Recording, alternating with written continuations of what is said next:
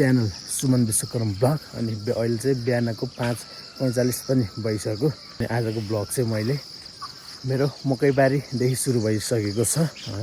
अहिले चाहिँ मकैबारीमा आइसकेको छ किनकि हामीले चाहिँ बर्खा पनि लाग्यो, खेत नि रोप्न पर्यो। खेत रोप्नको लागि चाहिँ हामीले अब मल हिजै राति 9 बजेतिर हालिसकेका थियौँ।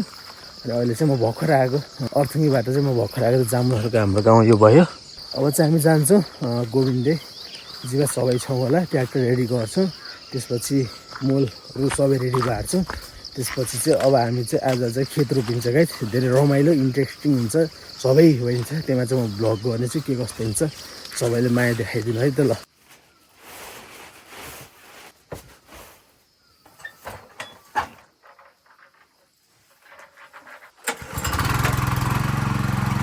अरे भर्खर यहाँ स्टार्ट गरिसकेको छु। अनि हाम्रो भैँसी चाहिँ यता छ, ठुलो ट्र्याक्टर पनि आउँछ।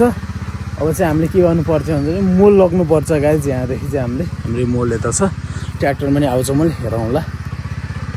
र अब चाहिँ म के गर्छु भने चाहिँ मैले पहिला मोल ओसार्छु। सानो मोल छ ल, मैले चाहिँ सुरु गरेँ है।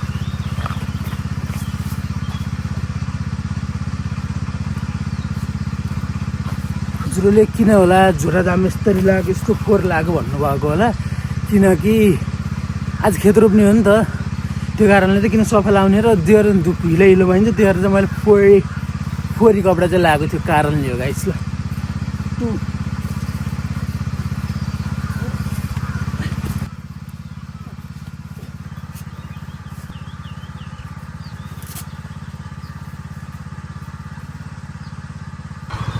ल सक्यो। अझै हामीले के गर्नुपर्छ भने ट्र्याक्टर लग्नुपर्छ यहाँको। मोल पनि लिइसक्यो, 1 2 3 4 5 6 7। वाउ आयो हाम्रो दियो, वा दियो ल। यसरी ल अहिले चाहिँ हामीले सबै ट्र्याक्टर लोड गरिसक्यौँ हाम्रो। फाइनल्ली अहिले चाहिँ हाम्रो मोल र ट्र्याक्टर जाने ठाउँमा चाहिँ हामी भर्खर आइसकेका छौँ। ट्र्याक्टर चाहिँ हामीले निकालिन्छ। हामी धेरै युवा छौँ, हामी देशको जेन्जी छौँ, हामी धेरै गङ्गला जेन्जी, गोविन्द जेन्जी, उता भाइ जेन्जी, त्यहाँ भाइ जेन्जी छन्। अब उता ड्राइभर दाइ जेन्जी उता हुनुहुन्छ, अलि बुढा जेन्जी भयो ड्राइभर दाइ चाहिँ, बुढा जेन्जी। ल अब चाहिँ हामीले चाहिँ निकालिन्छ। अनि सिधै हामी चाहिँ केमा गइन्छ भने चाहिँ खेतमा। त्यो भिडियो नै भन यार,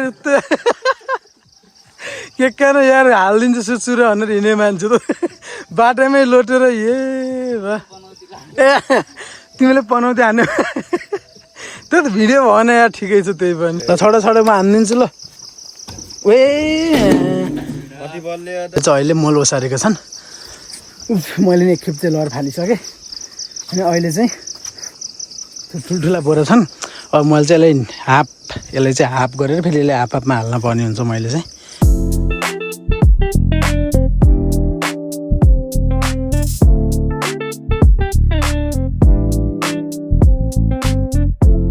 फाइनली गाइज अहिले चाहिँ हामीले मोल बोकेर सकिसक्यौँ। सब हालत भइसक्यो, थाकिसक्यो सबैले चाहिँ। भाइहरू दाइहरू आज हामीले सजिलो भयो। अनि यस कारणले चाहिँ भाइहरू र दाइहरूले सबैले लाँदै हुनुहुन्छ। हामीले चाहिँ ट्र्याक्टर ल्याइसक्यौँ हाम्रो खेतमा। अहिले त अब चाहिँ फेरि जोत्नको लागि सुरु हुँदैछ। मोल चाहिँ हामीले छर्नु पर्ने हुन्छ, त्यसपछि त हाम्रो पानी हुँदैछ। यसपछि चाहिँ हामीले अब खेतको काम सुरु गर्नुपर्ने हुनेछ। हामी सबै छौँ, हजुरबा, बाबा, गोविन्दे, गङ्गालाल अनि म यता छु ल।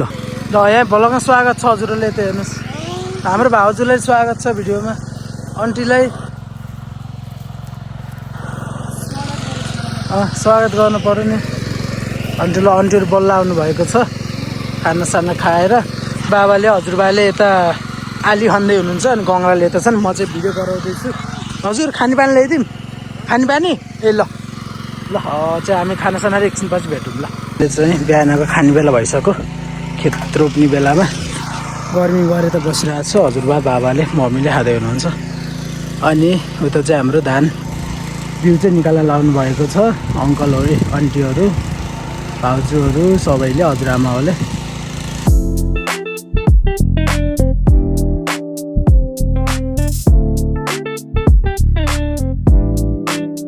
हामीले चाहिँ एउटा ठुला फोटा गरायौँ। बल्ल पानी त्यस्तो साह्रो आएको छैन। आन्टीहरू सबैले रोप्दै हुनुहुन्छ। हामी बसेको छौँ थाकेर। के छ अङ्गला अब चाहिँ खाजा खाने टाइम भयो। अब चाहिँ खाजा ल्याउन जानुपर्ने हुन्छ म र गोविन्दले। गाइस ल अहिले चाहिँ हामी भर्खर खाजा लिएर आएका छौँ। गोविन्दे अङ्कलले र मैले भर्खर खाजा लिएर चाहिँ हाम्रो बोरामा चाहिँ खाजा छ। यस्तो दुईवटा फाँट चाहिँ सकिसक्नु भएको रहेछ। अनि मम्मीले भाँडा मात्दै हुनुहुन्छ खाजा खाने। खानाहरू राख्न लाउनु भएको छ। अब हाम्रो खेतको खाजा माथि त माटा त के हुन्न क्या यो आन्टीको हो यो आन्टीलाई ला राखिदियो यो साग दाल हाल ट्याप ट्याप देऊ त गोविन्दे भयो के गरेको छैन त्योमा त मोटा आयो क्या। अहिले बर्खा लाएर फेरि अब गलिन्छ कि भन्ने लागिरहेको पहिलाकोले त गलिन्छन् भन्नु खेत रहनु पर्ने सुरुमा मलाई बोलाउनु अरूले भन्दा नि। आज हाम्रो खेतमा पार्टी दिउँसोको खाजा खाने हामी यति माथि ग्रुप छौँ। जिमा यता हुनुहुन्छ, आन्टीहरू यता हुनुहुन्छ, भाउजू आन्टी जिमा आन्टी जिमा यता हुनुहुन्छ, गङ्गलाल गोविन्द यता यस्तो।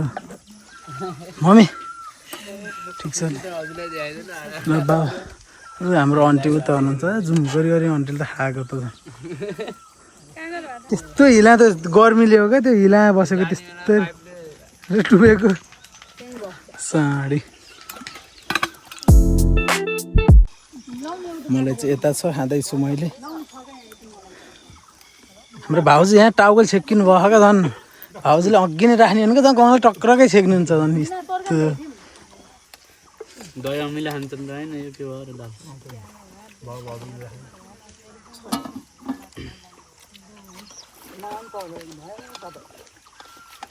यस गाइस ल अहिले चाहिँ हामीले लास्ट मेलो चाहिँ यहाँ छ हाम्रो रोप्दै हुनुहुन्छ।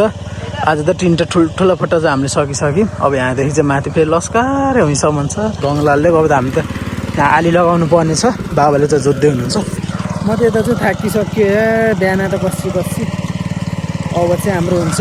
अब पानी अलि सानो सानो आइरहेको छ। त्यो अब बर्खाको जस्तो पानी आएको छैन। आजको लागि चाहिँ यति हुन्छ हाम्रो यो फोटो मात्र नि भोलिको लागि बल्ल माथि हुन्छ। यस्तै छ थाकिसकिए छ। भोलिको दिन नि छ। अब अरूको दिन नि जानु पर्यो अरूको मेलामा। यस्तै छ गाइस। ल अब चाहिँ हामी यो गरौँ अनि सिधै रोप्ने बेला भेटौँ। त्यसपछि चाहिँ सकिन्छ त्यसपछि चाहिँ हिँड्ने बेला भेट्नु पर्छ। फाइनली गाइस हाम्रो चाहिँ अहिले सकियो आजको मेला चाहिँ। के छ खबर? लास्ट थाकेर लोत परिसक्यो। हाम्रो मेला सकियो। अब बाटो लाउनु सबै हजुर। आजको मेला चाहिँ हाम्रो बिहान चाहिँ पानी मजाको भएको कारणले यति भयो। अनि चाहिँ हाम्रो यति छ अझ भ्यू। सबैजना चाहिँ आजको काम सकेर चाहिँ बाटो उनीहरूले घर जान लाग्नु भइसकेको छ। अनि अब चाहिँ हामी छौँ बाबा मम्मी हजुरबा हुनुहुन्छ उताबाट जानुभएको छ कोही हजुरआमा। आजको लागि चाहिँ यति नै काम सकिसक्यो। अब चाहिँ हामी सिधै घर गएपछि भेटौँ गाइस। ल अब चाहिँ हाम्रो खेतले बिदा भइदियो। भोलि चाहिँ फेरि भेटौँ अर्को ब्लगमा चाहिँ हामी आउनुपर्छ। यस गाइस ल अहिले चाहिँ हामी भर्खर आएका छौँ थाकेर। अब टाउकै भरि माथि चाहिँ यस्तो छ। अब हात खुट्टा धोइन्छ त्यसपछि खाना खाइन्छ अनि आनन्दै पल्टेर बसिन्छ। लास्टै थाकिएछ। And guys thanks for watching guys. माया गरिदिनु हामी क्षेत्रको हेरिदिनुहोस् के कस्तो देखिन्छ सबैको माझमा आनन्दै। ल bye bye guys thanks for watching. ल बाई बाई भनिदिनु मम्मी। ल bye bye. Bye bye guys thanks for watching by.